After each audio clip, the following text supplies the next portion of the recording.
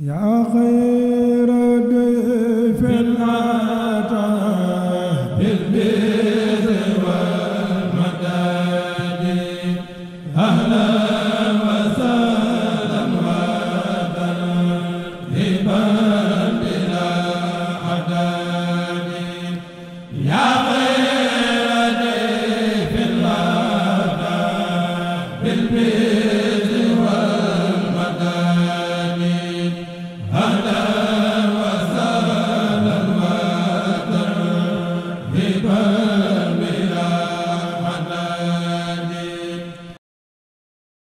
Nous continuons sur le programme que nous avions annoncé.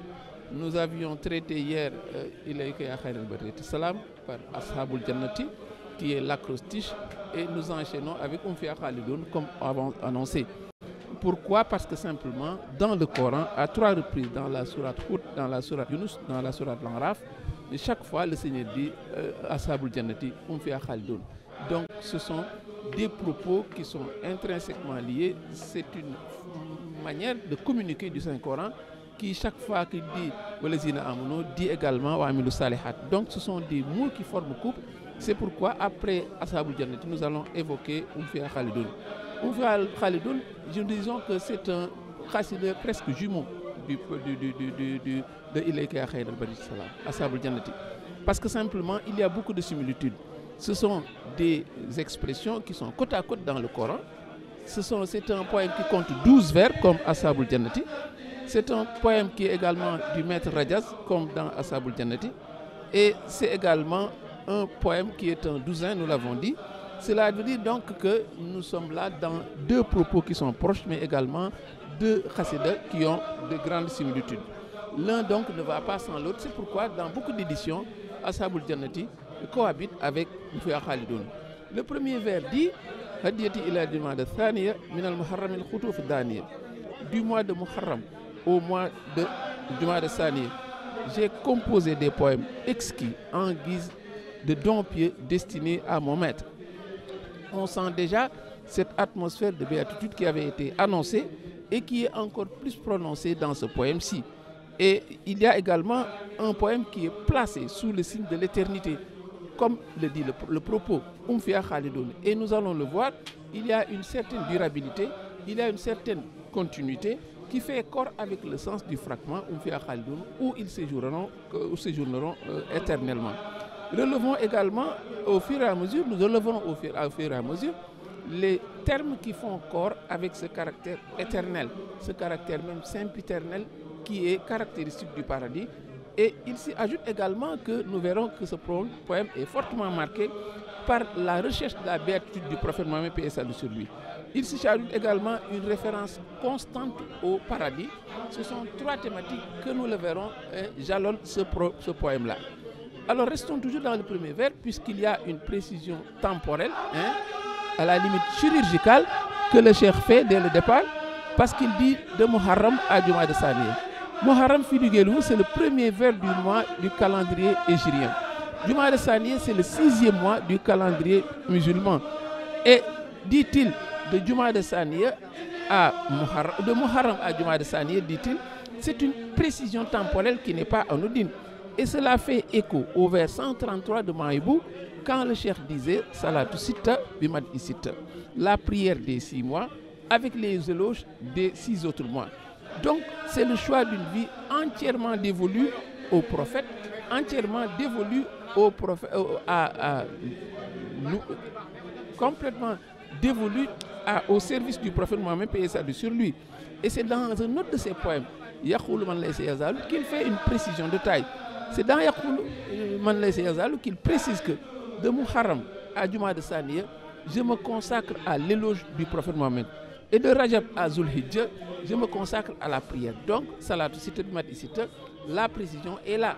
Et c'est pourquoi quand le cheikh donne cette précision dans le premier vers de Fiha Khalidoun, mais c'est parce que c'est pour montrer que c'est un poème qui va respirer l'éloge du début jusqu'à la fin.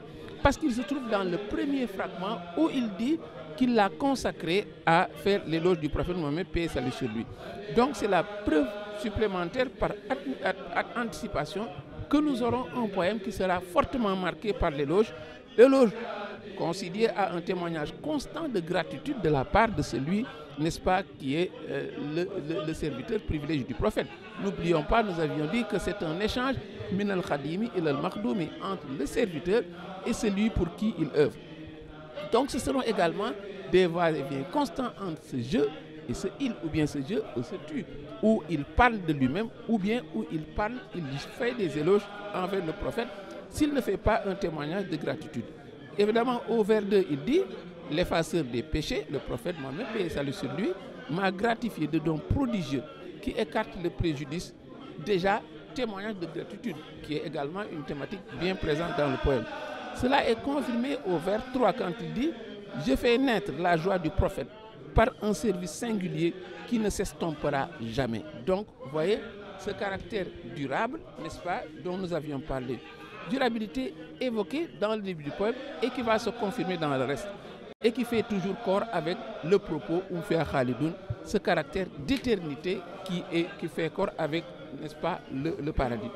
Au vers 4, c'est un focus sur la joie du prophète qui irradie tous ceux-là qui sont sous ses auspices.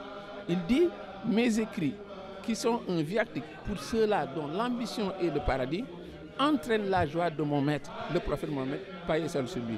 Il dit dans Ya ilal Jinanihi. Donc au vers 5, il insiste disant: Hadiyati ila nabi Safiya Boucharatan, le don pieux, resplendissant que je dédie au prophète est source d'une joie qui charrie des bienfaits immenses. Toujours évocation également, préoccupation majuscule, qui est cette volonté de faire naître cette joie du prophète, parce que cette joie, de fil en aiguille, n'est-ce pas, s'irradie sur tous ceux-là qui sont ses obligés. Il y a également l'omniprésence du paradis. Nous l'avions dit, il avait dit au vers 4, ses écrits sont un viatique pour ceux-là qui ambitionnent d'aller au paradis. Il va le confirmer au vers 6 quand il dit: mes écrits dédiés au prophète ouvrent la voie qui mène au paradis du Très-Haut Allah. Donc ça veut dire que, évidemment, c'est également une voie royale pour accéder au paradis. Le climat de béatitude, nous l'avions dit, est très marqué et ne va pas sans une certaine mise en garde, parce qu'au vers 7, il dit: le service que je consacre à la meilleure créature a mis à nu ceux qui me sont hostiles. Et il va revenir à la préoccupation première, même si également il y a toujours cette volonté de mettre en garde quand il dit: Ahmadouna Rutbato Jahran Andiya, notre plus louangé Ahmad est d'un degré spirituel élevé. Il promeut dès lors ceux dont il est aimé et fait déchoir ceux qui lui sont hostiles. Un dénominateur commun est perceptible également dans les vers 9, 10 et 11, et qui concerne le caractère éternel de celui à l'endroit de qui le prophète disait, le cheikh disait qu'il est Anta Rasoul Bila Diraï. Il est le prophète hors compétition. Et ensuite, il y a un caractère irrévocable de tout ce qui se décide, tout ce qui est arrivé à la personne de ce prophète. Il dit au vers suivant, le vers 9, tu es le prophète hors compétition, nous l'avions dit. Il disait, Laïsat Anfiya, il déclare: Ahmad, à Ahmad le choisi le meilleur, je dédie mon poème que voici afin qu'il lui procure la paix qui ne s'estompera jamais. Laïsat Anfiya. Et il ajoute encore au vers 10, Laïsat Khafir, le grade spirituel du choisi le meilleur Al-Mukhtar ne s'éclipsera jamais. Caractéristique également du paradis. Au vers 11, il ajoute encore Laïsat Dahran Nasiya quand il dit: mon amour est dévolu au maître spirituel, au maître suprême et au prophète, lui qui m'a aplani les difficultés, de sorte que je ne l'oublierai jamais. C'est également un vers qui montre, n'est-ce pas, ce caractère irrévocable de tout ce qui se décide sur le prophète. Le vers de clôture, évidemment, est un vers de précision temporelle. On revient à la précision de départ, Minal Muharrami ilal Jumada Saniya, pour montrer les repères dans lesquels il se déploie, et également pour rappeler ce à quoi il a décidé de se consacrer, c'est-à-dire le service par la plume. Et c'est ainsi qu'il dit, par un très grand nombre d'écrits: je me suis entretenu de Muharram à Jumada Saniya avec le maître suprême, lui qui a annihilé les difficultés. Wassalamu alaikum wa rahmatullahi ta'ala wa barakatuh.